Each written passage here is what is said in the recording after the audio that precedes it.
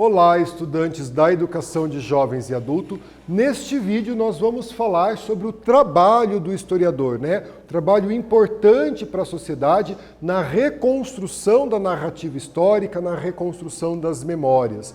Então, o papel do historiador, ele tem esse objetivo, de reconstruir essas narrativas históricas que houveram ao longo da humanidade, trazer essas narrativas para o nosso conhecimento nos dias de hoje. Aqui, a capa do livro, Apologia da História, ou o ofício de historiador, Mark Bloch, o autor, um dos principais historiadores do século XX que nós tivemos, E aqui, o pai da história, Heródoto, o grego Heródoto, ele é considerado pai da história, Foi considerado por Cícero o primeiro historiador, Pensar o passado para compreender o presente e idealizar o futuro, essa frase do Heródoto, aí o busto, do Heródoto, o primeiro historiador, o pai da história, O papel do historiador, gente, coloca aqui para vocês uma imagem, uma escultura, uma estátua do Sherlock Holmes na Suíça, porque o historiador ele é para a história uma espécie de detetive, Assim como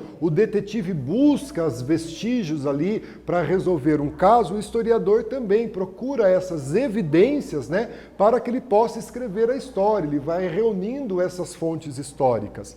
E aqui, essa frase do Peter Burke, A função do historiador é lembrar a sociedade daquilo que a sociedade quer esquecer.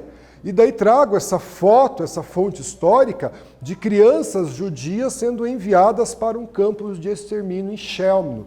Então, para que a gente não esqueça de eventos como esse, e principalmente para que eventos como esse não se repitam, é importante o papel do historiador, que traz essas fontes históricas, traz essa análise, essa narrativa histórica, para que a gente não esqueça. A função do historiador é lembrar aquilo que a sociedade quer esquecer.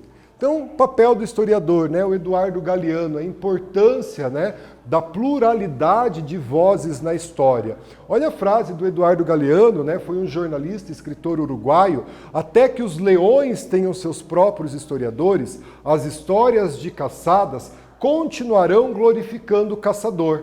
Então, o historiador ele não pode se preocupar somente com a história dos grandes homens da esfera política, administrativa e religiosa. É necessário que a gente resgata também a história de pessoas que contribuíram para a história, mas que muitas vezes não estão no livro didático, Então é a visibilidade que a gente tem que dar a agentes da história, a personagens da história, Então a gente fala talvez do Zumbi dos Palmares, mas a gente pode visibilizar a esposa do Zumbi dos Palmares, a Dandara dos Palmares, que também atuou na luta contra a escravidão no Brasil no século XVII. Então, o papel do historiador, ele precisa ser o mais isento possível na escrita da história. Não é papel do historiador emitir um juízo de valor sobre a história, e na maioria das vezes. Dar voz aos excluídos da história. Trago aqui para vocês a imagem da Carolina Maria de Jesus, autografando o seu livro Quarto de Despejo.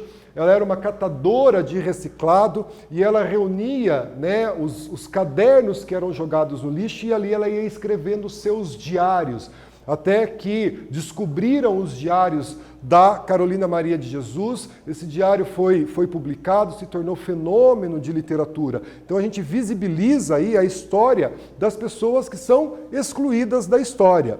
O historiador seleciona e verifica as fontes históricas, ele contribui para a escrita da história e ele não deve julgar os fatos históricos. Não cabe ao historiador fazer esse julgamento dos fatos históricos. Então aí algumas das competências do papel do historiador. E a partir de agosto de 2020, nós temos uma lei que regulamenta a profissão de historiador. Então, a partir do ano, veja que é recente, A partir do ano de 2020, a regulamentação da função, do papel da profissão de historiador. E você, já pensou em atuar como historiador, da sua história, da história da sua cidade? Gente, nesse vídeo nós falamos sobre o papel do historiador. Eu espero que vocês tenham gostado. Até breve.